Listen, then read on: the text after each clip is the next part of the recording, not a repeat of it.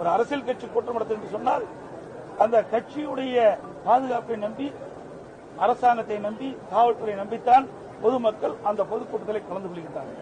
அரசாங்கமும் காவல்துறையும் பொதுக்கூட்டத்தில் நடைபெறுவதற்கு பாதுகாப்பு வழங்க வேண்டும். அதேபோல அரசியல் கட்சி தலைவர்களும் அங்கே குழுவிட கூட்டத்திற்கு ஏற்றவாறு தாங்கள் நடந்து கொள்ள வேண்டும். ஆகவே காலையிலே இன்றைக்கு ஒரு நேரத்தை குறிப்பிடுகிறார்கள். அந்த நேரத்திலே வந்து பொதுக்கூட்டம் நடத்துவதில்லை. பல மணி நேரம் கழித்து வந்து பொதுக்கூட்டம் நடக்கின்ற பொழுது அதில் சில பிரச்சனைகள் ஏற்படுகின்றன. இதையெல்லாம் தவிர்த்துக் கொள்ள வேண்டும். இது நாம் யாரையும் குற்றம் சொல்லி இந்த நேரத்தில் குற்றம் சொல்வது பொருத்தமாக இருக்காது. விலை மதிக்க முடியாது. நாம் உயிரை வந்திருக்கின்றோம்.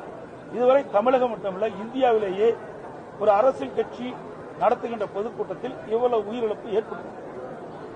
இன்றைக்கு தமிழகத்தில் நம்முடைய சகோதர சகோதரிகள் இன்றைக்கு விலை மதிக்க முடியாத உயிரை நாம் இழந்திருக்கின்ற நேரத்தில் மிகுந்த அதிர்ச்சியும் வேதனையும் வருகிறது. எந்த கட்சி அந்த கட்சி என்று நாம் பார்க்கிறோம். பொதுமக்கள் என்ற கண்ணோட்டோடு நாங்கள் பார்க்கிறோம். ஆக இது மிகுந்த வேதனையோடு இந்த கருத்தை நான் தெரிவிக்கின்றேன்.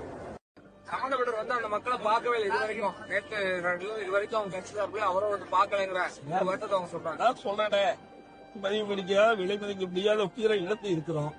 இந்த நேரத்தில் ஒவ்வொருவரும் எந்த மனநிலையில் இருப்பார் என்று நமக்கு தெரியாது. ஒவ்வொருவரும் ஒரு மனநிலையில் எப்படி இருப்பார் நமக்கு தெரியாது. எங்களை பொறுத்த வரைக்கும், அவருடைய இயக்கத்தை பொறுத்த வரைக்கும் மனித உயிர் மக்கள் அரசியல் கட்சி தலைவர்கள் கூட்டத்தில் கலந்து கொள்கின்ற பொழுது அந்த கலந்து கொண்டிருக்கின்ற மக்களுக்கு எவ்வித பாதிப்பும் இல்லாமல் இருக்க வேண்டும் என்பது நினைப்பார். இனி எதிர்காலத்தில் இப்படிப்பட்ட நிகழ்வு ஏற்படக்கூடாது. அதைத்தான் நான் இங்க விளக்கி சொல்லிட்டு இருக்கிறேன். நடந்த நிகழ்வு வந்து மிக மிக ஒரு கொடூரமான நிகழ்வாத்தான் நான் பார்க்கிறேன். மிக மிக வேதனையான ஒரு அதிர்ச்சியான நிகழ்வாத்தான் பார்க்கிறேன்.